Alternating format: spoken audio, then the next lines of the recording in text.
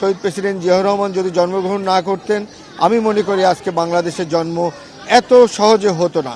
এত স্বল্প সময়ে বাংলাদেশকে এত উন্নত জায়গায় নিয়ে গেছিলেন উনি এবং খাদ্যে স্বয়ংসম্পূর্ণ করেছিলেন ওনার সময়। শহীদ প্রেসিডেন্ট জিয়াউর রহমান যিনি বাংলাদেশকে নতুনভাবে আমাদের আধুনিক বাংলাদেশের রূপকার হিসাবে উনি নিজেকে প্রতিষ্ঠিত করেছেন। অত্যন্ত স্বল্প সময়ে সুশাসন প্রতিষ্ঠা করেছেন, সবার জন্য আইন যেন সবাইকে ফেস করতে পারে সেইভাবেই উনি এস্টাবলিশ করেছেন বাংলাদেশকে।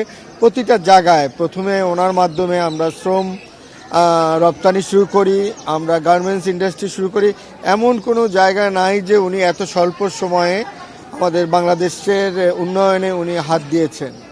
সো এই ব্যক্তি আমাদের শহীদ প্রেসিডেন্ট জিয়াউর রহমান যদি জন্মগ্রহণ না করতেন, আমি মনে করি আজকে বাংলাদেশের জন্ম এত সহজে হতো না। হয়তো হতো বাংলাদেশ, বাট উনি আসাতে ওনার স্বাধীনতা ঘোষণার মাধ্যমে আমরা যুদ্ধ করি, সম্মুখ যুদ্ধে উনি সম্পৃক্ত হয় এবং বীর উত্তম পান উনি, এবং এত স্বল্প সময়ে বাংলাদেশকে এত উন্নত জায়গায় নিয়ে গেছিলেন উনি এবং খাদ্যে স্বয়ংসম্পূর্ণ করেছিলেন ওনার সময়। আর কোনো সময় আমরা খাদ্যে স্বয়ংসম্পূর্ণ হতে পারিনি। সো প্রতিটা জায়গায় আমাদের রপ্তানি ক্ষেত্রে আমাদের সব জায়গায় একটা ব্যালেন্স ছিল।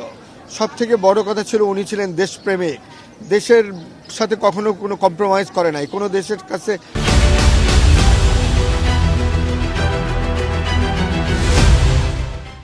বোডাউন করে নাই। উনি ওনার সেই পার্সোনালিটি, ওনার সেই দেশপ্রেম শেষ পর্যন্ত জীবন দিয়ে উনি সেটা প্রমাণ করে দিয়ে গেছেন যে সবার আগে দেশ। আজকে আমরা ওনার জন্মবার্ষিকীতে আমরা ওনাকে স্মরণ করতে আসছি, শ্রদ্ধাঞ্জলি দেওয়ার জন্য। আমরা জিয়াউর রহমান ফাউন্ডেশন এবং university teachers association of Bangladesh মাধ্যমে আমরা এখানে এসেছি পেশাজীবী। আমরা ওনার দোয়া করেছি, আত্মার মাগফিরাত কামনা করছি, আল্লাহ যেন ওনাকে বেহেশত নসিব করেন সেই দোয়া করেছি।